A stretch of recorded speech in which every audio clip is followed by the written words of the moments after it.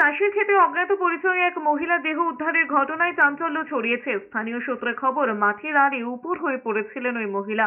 প্রাথমিকভাবে পুলিশের অনুমান বজ্রপাতের জেরে মৃত্যু হয়ে থাকতে পারে ওই মহিলার।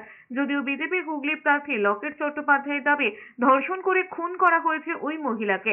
জানা গিয়েছে, মঙ্গলবার সকালে পান্ডুয়ার শিমলাগড় চাপারুইয়ের একটি চাষের ক্ষেতে ওই মহিলার রক্তাক্ত দেহ পড়ে থাকতে দেখেন স্থানীয়রা।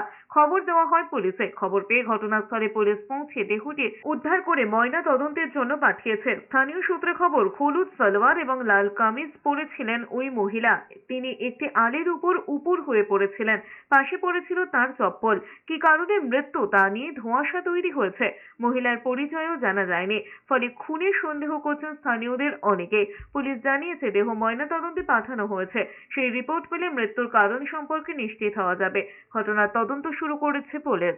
চুচুড়াদের রেড বডি নামানোই হয়নি, ওদের কাছে কোনো ইনফরমেশনই নেই, গাড়িতেই পড়ে আছে।